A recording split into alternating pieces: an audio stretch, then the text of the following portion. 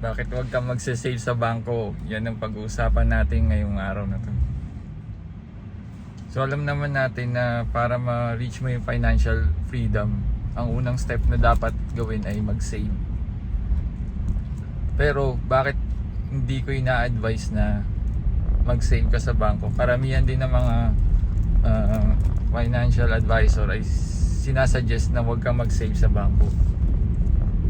Unang reason, kasi sa bangko, ang interest lang ay napakaliit. Minsan wala pa nga tulad sa checking account na meron ako dito sa Canada. Wala po akong natatanggap.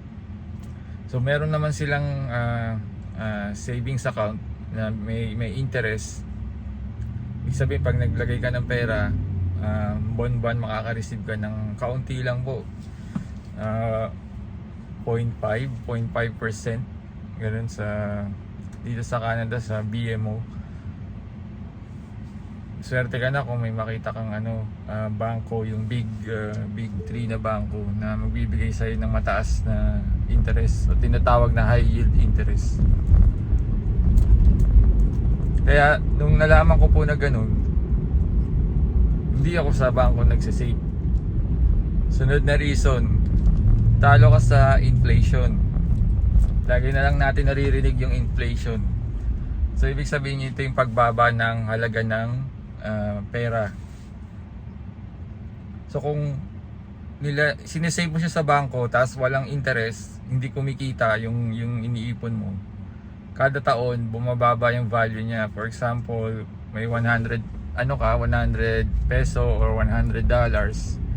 In the next few years, maaaring ang halaga na lang yun ay 70 peso or $70. So lugi ka kung walang interest, kung hindi kumikita yung pera mo.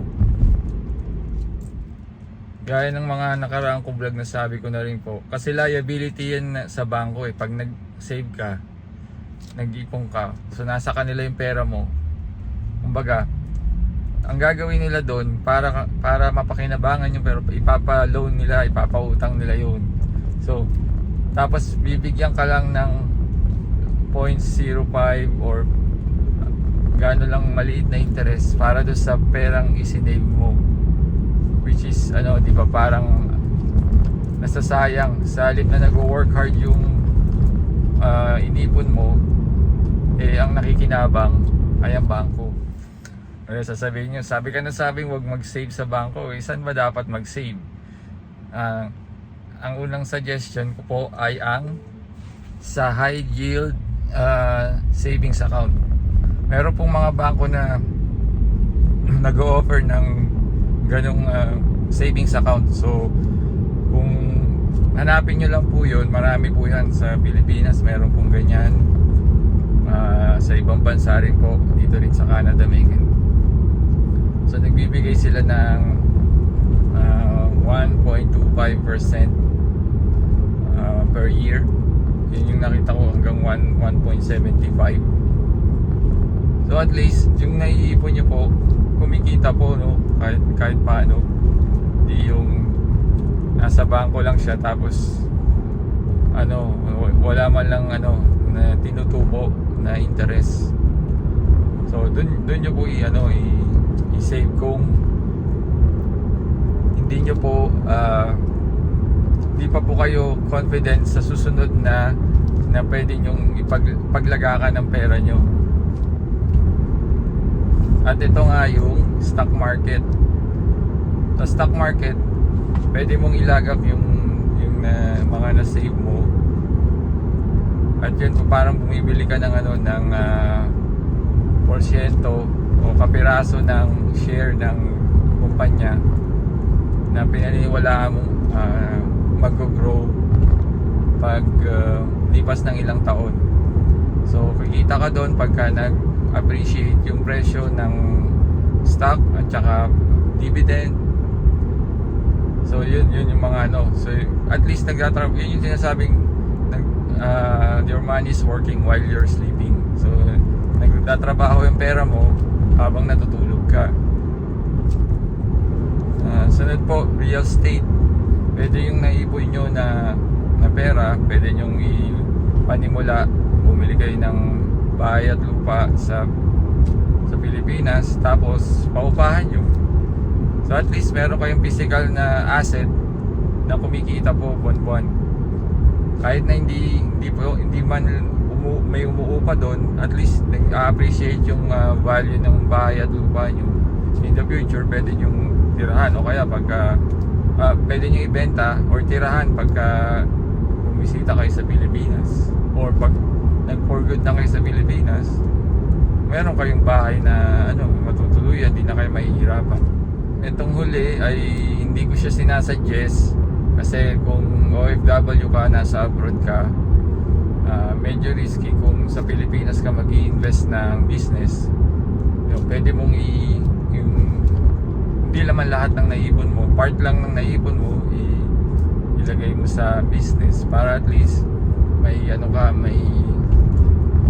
habang nagwo-work ka, OFW, meron kang inuumpisa ang kakakitaan tulad ng business, Pero mahirap nga po, gaya ng sinabi ko, na mag-establish ng business sa Pilipinas, lalo na kung wala kayo at wala kayong mapagkakatiwalaan na magmamanage ng business nyo. So suggest ko siguro dito, kung nasan man kayo, dun kayo mag-start. Ako noon naalala ko kung nung nasa Pilipinas ako, naikwento ko na rin to sa vlog ko dati. May nagbigay lang sa akin noon ng SIM card sa jeepney. SIM card bago pa lang uumpisa ang cellphone noon. Year 2006. Yeah, year 2006. Sabi ko, ano kaya to? Binabot lang sa akin, binigyan ako. Hindi na nga pinabayaran sa akin. Pagpasa ko, siya, SIM card na pwede mong i-start as a e-business, e-loading business. So yun, inumpisahan ko yun, Kasi di ba sa Pilipinas yung e-loading, kumbaga naglo-load tayo para makatawag tayo, maka-text. So yun, doon ako nag-start. Pumatok yun nung time na yun. Kasi nga, convenient Hindi ka na pupunta sa tindahan para bumili ng load. Te-text lang nila ako, tapos yun, lo-loadan ko na sila. So yun, hanggang sa nung napunta ako ng Singapore, naghanap din ako ng ganung way, e-loading business. Maganda rin po, kaya yun nga lang, nung lumipat na tayo sa Canada, ginibag ko na yun. Kaya lang dito sa Canada, wala nang ganung negosyo, kasi kukuha ka ng ng linya dito.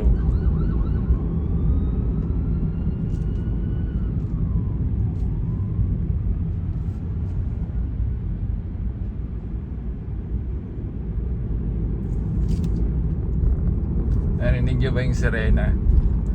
May emergency yata So yun po, So dapat yung business na umpisahan nyo, yung kaya nyong i-manage. Mahirap kasi masakit sa ulo po pag hindi kayong magmamanage, hindi nyo kayang i-manage yung business. So yun yung mga way para na pwede nyong paglagyan ng naipon nyo po, para at least kumikita yung naipon nyo, baga nagwo-work para sa inyo. Malaking bagay din po yun na nagsisave kayo at lumalago rin yung inipon nyo. Pero kailangan talaga disiplina po. So hanggang sa muli po, maraming salamat. God bless.